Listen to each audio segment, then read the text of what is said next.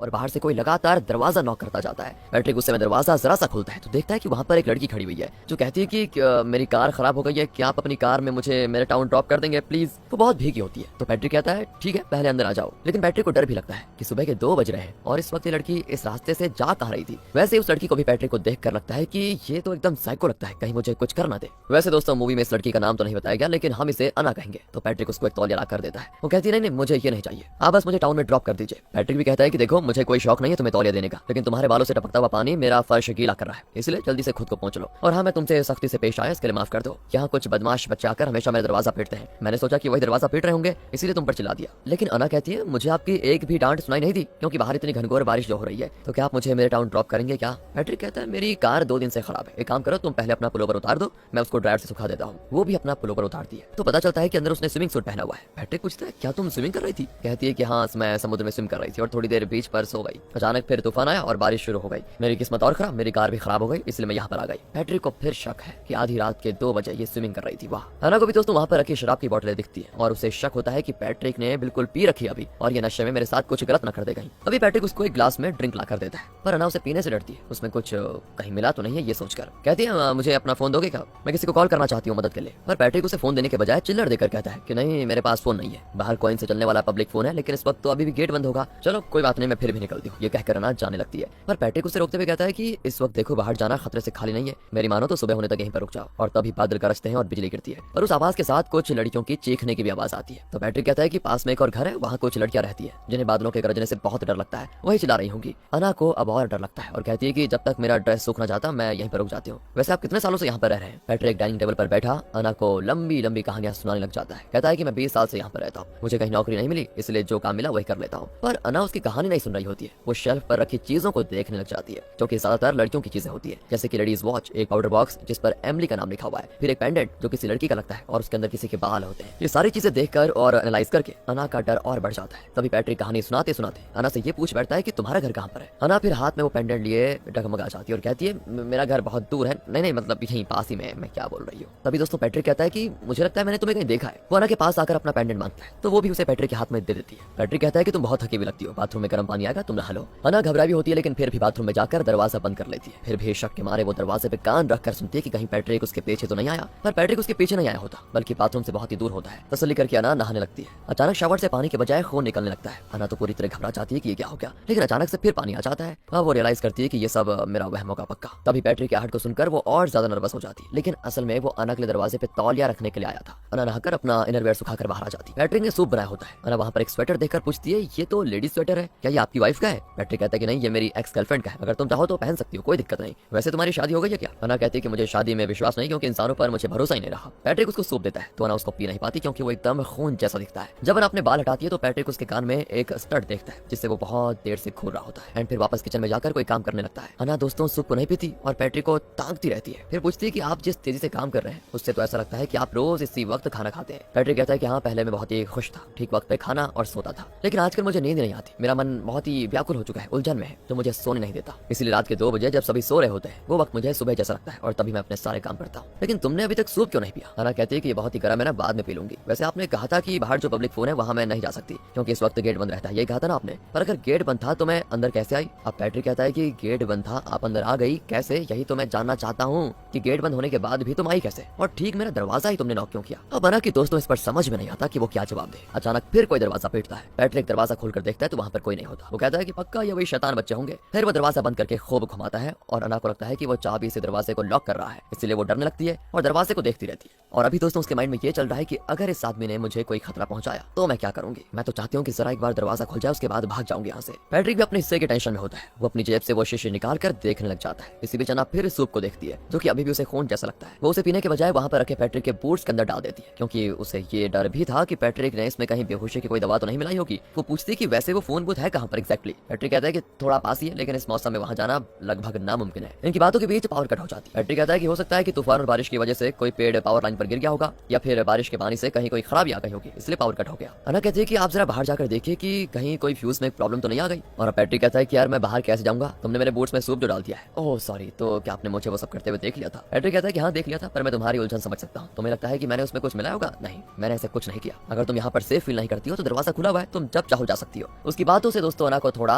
Patrick पर विश्वास हो जाता है। फिर दोनों मिलकर पावर लाइन को चेक करने जाते हैं। अन्ना ने टॉर्च पकड़ के रखा होता है। पैट्रिक लाइन चेक कर रहा होता है तो अन्ना वहाँ रखे हुए टूल बॉक्स को देखती है। उसमें खून से लथपथ एक हथौड़ा होता है, मतलब ऐसा अन्ना को लगता है कि उसमें खून लगा हुआ है। वो उस पर टॉर्च मारती तो एकदम साफ होता है। अन्ना अब कंफ्यूज में है कि जब से यहाँ पर आई हूँ मुझे हर चीज में खून ही क्यों दिख रहा है। उसे पैट्रिक की पेट पर भी खून निकलता हुआ दिखता है। ये क्या हो रहा है मेरे साथ, ये कहीं मेरा वहम तो नहीं है। चलो फिर भी पूछ लेती हूँ। ये सोचकर वो पैट्रिक से कहती है कि आपकी पीठ पर खून निकल रहा है, क्या हुआ। पैट्रिक भी टच करके देखता है तो सच में खून निकल रहा होता है। अन्ना कहती है कि मैं जाकर फर्स्ट एड किट लेकर आ जाती हूँ। वो बाथरूम में जाकर फर्स्ट एड किट निकालती है तो वहाँ पर एक बॉक्स के अंदर लड़कियों के इयररिंग्स होते हैं। उसमें से एक तो अन्ना का इयररिंग है। अब वो चौंक जाती है कि कहीं ये पैट्रिक कोई बदमाश तो नहीं, और कहीं पैट्रिक ने मेरे कान से ये इयररिंग्स चुराए तो नहीं, और चुराए तो कब चुराए। तभी किसी की आहट सुनाई देती है। अन्ना को बाथटब में किसी लड़की का रूप देखता है, लेकिन वो पास जाकर देखती है तो वहाँ पर कुछ नहीं होता। अब अन्ना फैसला कर लेती है कि वो यहाँ पर नहीं रहेगी। वो डर के मारे पैट्रिक से कह देती है मुझे बाहर जाना है। पैट्रिक उसे बहुत समझाता है कि मौसम बहुत ही खराब है और ये सही वक्त नहीं है बाहर जाने का, ऊपर से गेट भी बंद होगा। तो अन्ना कहती है कोई बात नहीं, मैं कोई और रास्ता ढूंढ लूंगी। पैट्रिक कहता है कि ठीक है, आगे तुम्हारी मर्जी। अन्ना कहती है कि पर मैं ये पूछना चाहती हूँ कि बाथरूम में एक बॉक्स है जिसमें कई सारे इयररिंग्स पड़े हुए हैं, मेरा भी इयररिंग उसी में। सच बताइए आपने कब मेरे इयररिंग्स उतारे और कब उस बॉक्स में डाले। पैट्रिक कहता है तुम बहुत ही उलझी हुई हो, असल में उनमें से एक भी इयररिंग तुम्हारा नहीं है। देखिए झूठ मत बोलिए, मैंने अपनी आंखों से देखा है। पैट्रिक कहता है कि देखो तुम्हारे वहम का मेरे पास कोई जवाब नहीं है, तुम्हें जाना है तो अभी चले जाओ, किसी ने भी तुम्हें रोका नहीं है। पर अन्ना कहती है मैं कैसे जा सकती हूँ, तुमने तो दरवाजा लॉक कर दिया था, क्योंकि मैंने डोर नॉब पर चाबी घुमाने की आवाज भी सुनी थी। पैट्रिक कहता है कि हे भगवान ये लड़की पागल है शायद,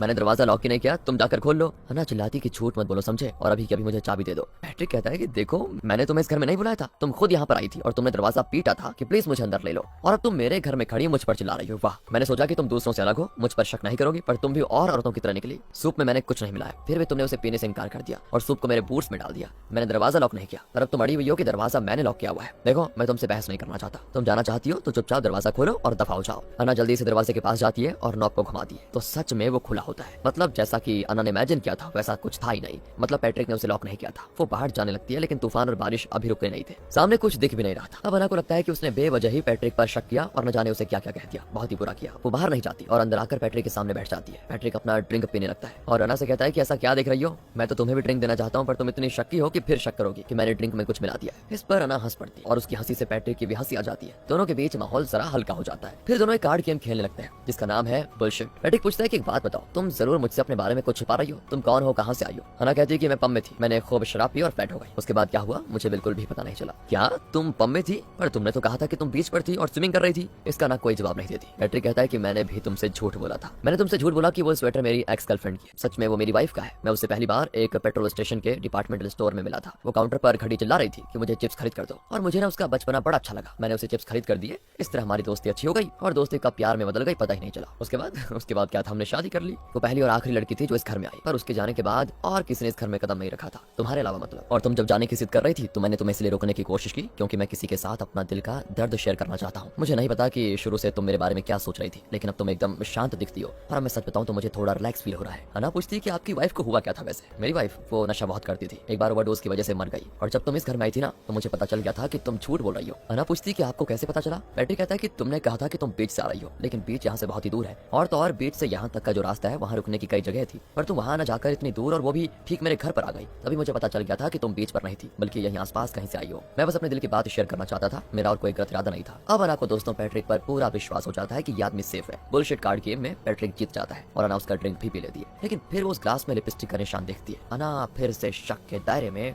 बहने लग जाती है और पूछती कि अब तक तुमने जो कहा वो सब झूठ था, राइट। पैट्रिक कहता है कि ये लो तुम फिर शक करने लगी हो, बताओ। पर एक बात बताओ तुम्हें, इस बार तुम गलत नहीं हो, वरना कुछ ही देर में हम दोनों एक दूसरे पर विश्वास कर लेते और दोनों धोखा खा जाते हैं ना। इनकी बातों के बीच अचानक तूफान की वजह से घर हिलने लग जाता है। अब पैट्रिक जल्दी से जैकेट पहनता है और लालटेन लेकर बाहर जाता है। अन्ना घर में अकेली है और डरी हुई है दोस्तों। कुछ दूरी पर एक कमरा दिखता है जहाँ पर लाइट ऑन ऑफ हो जाती है। इतना ही नहीं, वहाँ एक फोन के वाइब्रेशन की आवाज भी आती है। सोचिए अन्ना की क्या हालत हुई होगी, क्योंकि कुछ देर पहले पैट्रिक ने कहा था कि उसके पास फोन नहीं है, इसीलिए अन्ना को पब्लिक फोन पर कॉल करने के लिए चिल्लड़ दे रहा था, पर असल में पैट्रिक के पास तो फोन है। अन्ना वहाँ पर जाकर फोन उठाती है तो उसमें कई मिस्ड कॉल्स होते हैं और ऐसा भी लगता है कि वहाँ किसी की बॉडी है, उस पर चिप्स पैकेट पड़ा हुआ है। पर अब तक अन्ना को जो भी एक्सपीरियंस हुआ है इस घर में वो सब आखिर में गलत ही निकला था, है ना दोस्तों। वो सोचती कि शायद डर के मारे मुझे सब कुछ गलत दिख रहा होगा, यहाँ पर सब कुछ सेफ है, ऐसा वो अपने दिमाग में सोच लेती है। यही सोचकर वो चादर हटाती है तो सच में वहाँ पर एक लड़की की लाश होती है। अन्ना की तो जैसे धड़कन रुक जाती है। उसे एहसास हो जाता है कि उसके आने से पहले ये लड़की यहाँ पर पक्का आई होगी और उस ग्लास में जो लिपस्टिक था वो इसी लड़की का होगा, और पैट्रिक एक साइको है जिसने इस लड़की को जान से मार डाला। ये सारी चीजें अन्ना अपने दिमाग में सोचती है और घबराकर फिर नीचे फोन गिरा देती है। बाहर पैट्रिक बारिश में खड़ा किसी चीज को देख रहा होता है। फोन के गिरने की आवाज उसे सुनाई देती है और वो वापस घर की ओर आ जाता है। जैसे दरवाजा खोलने की आवाज आती है तो अन्ना एक जगह छुप जाती है। उस कमरे की सीलिंग पर एक स्काईलाइट होता है जहाँ से वो बच निकल सकती है, पर उस पर ग्लास फिट किया गया होता है दोस्तों। वहाँ रखा हुआ हथौड़ा उठाकर वो उस गिलास को तोड़ने लग जाती है तो गिलास में से भी खून निकलता है जो कि हथौड़े पे लगता है। अना भी घबरा कर हथौड़ा नीचे गिरा देती है। उसके कुछ समझ में नहीं आता कि ये सब क्या हो रहा है। वो अपनी आंखें बंद करके थोड़ी देर सोचती है और उसे समझ आ जाता है कि वो लेडी जिसे पैट्रिक ने मार डाला उसका लिपस्टिक उस गिलास में था, यानी उस लड़की ने वो ड्रिंक पिया होगा और बेहोश हो गई होगी और शायद फिर पैट्रिक ने उसे मार डाला होगा। उसने मुझे भी वही गिलास दिया, मतलब मैंने भी बेहोशी वाला ड्रिंक पिया है और कहीं पैट्रिक मुझे भी उसी तरह मार डालने को तो तैयार नहीं है, नहीं पर बच निकलने का कोई तो रास्ता होगा। ये सोचकर अना बिना आवाज किए वहीं पर बैठी रहती है। इसी बीच उसे ढूंढते हुए पैट्रिक वहां पर आ जाता है और दरवाजे के गैप से उसे लालटेन की लाइट दिखाता है। वो तो पूरी तरह घबरा जाती है कि अब मुझे ये मार डालेगा, लेकिन पैट्रिक उस कमरे को क्रॉस करके उस तरफ जाता है जहाँ उस लड़की की लाश है। वो नीचे पड़ा हुआ सेलफोन देखकर समझ जाता है कि अना को शायद सब कुछ पता चल गया, पर इसी बीच अना बिना किसी आहट के उस कमरे के दरवाजे को खोलती है और मेन डोर तक पहुंच जाती है। वो दरवाजे के नॉब को घुमाती है लेकिन अब दरवाजा लॉक होता है। इतनी देर से जो दरवाजा लॉक नहीं किया गया था वो अब पैट्रिक ने लॉक कर दिया क्योंकि उसे अना पर शक हो गया है। तभी पीछे से पैट्रिक अना पर अटैक कर देता है। अना बचने की कोशिश करती है और तब वो पैट्रिक पर गिर जाती है। इस वजह से पैट्रिक को थोड़ी चोट भी आ जाती है। अना इस मौके का फायदा उठाकर जल्दी से एक टेबल के नीचे छुप जाती है पर पैट्रिक उसे घसीट कर लेकर जाता है, उसके हाथ पैर बांध देता है। अना चिल्लाती है कि कोई तो मुझे बचाओ प्लीज, लेकिन इस बारिश और तूफान में उसकी आवाज किसी को सुनाई नहीं देने वाली थी। फिर वो नशीले पदार्थ वाली शीशी ले आता है और उसे जबरदस्ती अना को पिला देता है। फिर वो दूसरी लड़की की लाश को बेड से निकालने जाता है। इसी बीच अना भी रेंगती हुई दरवाजे के पास जाकर दरवाजे पे लात मारती है और चिल्लाती है कि प्लीज मुझे बचाओ। इतने में पैट्रिक पहुंच जाता है और वो अना को घसीट कर दोबारा ले जाता है, उसे बेड पर लटा देता है। उस दूसरी लड़की की लाश को पैट्रिक ने नीचे कुछ दूर पर रखा होता है। फिर पैट्रिक उस बेड के चारों ओर पर्दा लगा देता है और अना उस जगह पर एक वेंटिलेशन को देखती है जिसका दरवाजा खुल सकता है, लेकिन प्रॉब्लम यह है कि जब तक अना के हाथ पैर बंधे हैं वो वेंटिलेशन से निकल नहीं पाएगी। इसलिए सबसे पहले अपनी रस्सियां खोलने की वो कोशिश करती है। पर्दे के बाहर पैट्रिक खड़ा होता है, अना से बात करता है पर शायद वो देख नहीं सकता कि अना रस्सी खोलने की कोशिश कर रही है। वो कहता है कि मेरे साथ ये बार बार क्यों हो रहा है, तुम लोगों को प्रॉब्लम क्या है, क्या ये घटनाओं का कोई पैटर्न है। इस लड़की ने डिपार्टमेंटल स्टोर में खुद मुझसे चिप्स खरीद कर देने को कहा, मैंने उसे चिप्स खरीद कर दिया।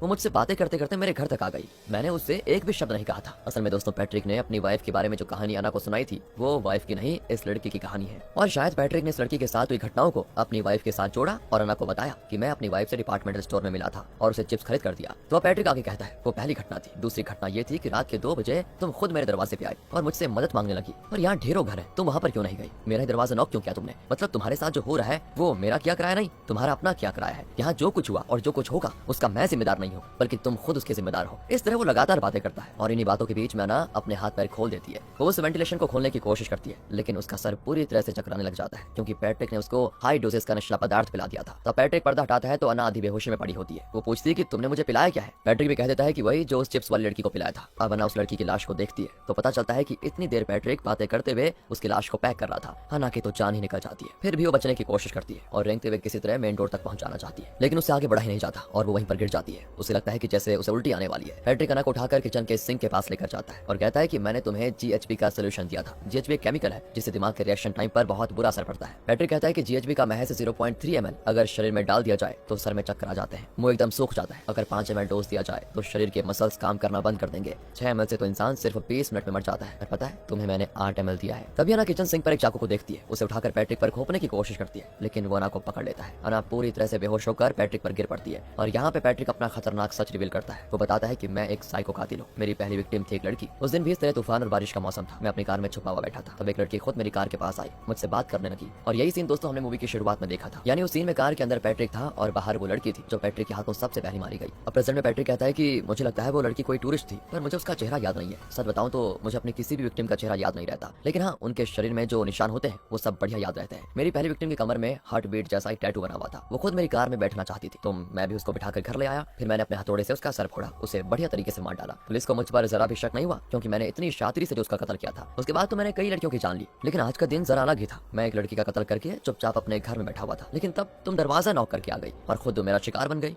और अब देखो यहाँ पूरी तरह फंस चुकी हो। वैसे तुम्हें इन घटनाओं से ये जरूर पता चल गया होगा कि लोग जो कहते हैं कि ऊपर एक भगवान है और वो सब कुछ देख रहा है, वो कॉन्सेप्ट ही गलत है। समझ आई हो ना तुम। लेकिन दोस्तों तब उस नशीले पदार्थ के ओवरडोज के कारण अना मर जाती है और अब पैट्रिक अना को भी उसी तरह पैक कर देता है जैसे वो अपनी दूसरी विक्टिम्स को करता था। काम तमाम करके पैट्रिक चुपचाप बैठ जाता है और तब उसे कुछ बातें याद आती है। उसे अपनी पहली विक्टिम के विजुअल्स दिखते हैं और वो बड़ा कंफ्यूज लगता है। फिर वो अना की लाश के पास जाकर उसकी कमर को देखता है और यहाँ वापस वो सीन दिखाया जाता है जब पैट्रिक कार में बैठा था और उसकी पहली विक्टिम कार के पास आई थी। वो ग्लास में नॉक करती है तो पैट्रिक विंडो नीचे करता है और यहाँ हमें लगेगा शॉक क्योंकि वो पहली विक्टिम और कोई नहीं अना थी दोस्तों। और आगे जो होने जा रहा है वो हमें ही नहीं पैट्रिक को भी शॉक करने वाला है। पैट्रिक अना की कमर को देखता है तो उस पर वही हार्ट बीट वाला टैटू लगा होता है जो कि पैट्रिक ने यह बताया था कि उसकी पहली विक्टिम के कमर पर था। याद है ना आपको? पैट्रिक बहुत ही कंफ्यूज होता है और वो चौंक भी रहा होता है कि पहली विक्टिम को मैंने कई साल पहले मारा था, वो अब वापस कैसे आ सकती है। तभी अचानक से अना के सर से खून निकलने लगता है और पैट्रिक के हाथ में हथौड़ा होता है। असल में पैट्रिक ने अपनी पहली विक्टिम को हथौड़े से मारकर उसकी जान ली थी, लेकिन प्रेजेंट में अना नशीले पदार्थ के ओवरडोज से मरी है, तो उसके सर से खून क्यों निकल रहा है और पैट्रिक के हाथ में यह हथौड़ा कैसे आया? है ना सब कुछ बहुत ही कंफ्यूजिंग। लेकिन तब अचानक अना आंखें खोलती है और उठकर पैट्रिक को देखने लगती है। पैट्रिक तो थर थर कांपने भी लगता है कि ये क्या हो रहा है, पर अना बहुत ही कैजुअली कहती है कि बाहर मौसम बहुत ही खराब है, क्या आप अपनी कार में मुझे टाउन तक लिफ्ट दे देंगे? पैट्रिक घबराकर वहां से भागने की कोशिश करता है, लेकिन तब एक और लड़की दिखती है जो पूछती है कि तुम मेरे लिए चिप्स लेकर आए क्या? पैट्रिक डर कर पीछे हटता है तो वो लड़की और अना अजीब तरह से हंसने लगती है और तब पैट्रिक देखता है कि उस घर में और भी कई ऐसी लड़कियां हैं, ये सब पैट्रिक के हाथों मारी गई थी और अब पैट्रिक डर के मारे कांपने भी लगता है। तो यहाँ पर आखिर हुआ क्या दोस्तों?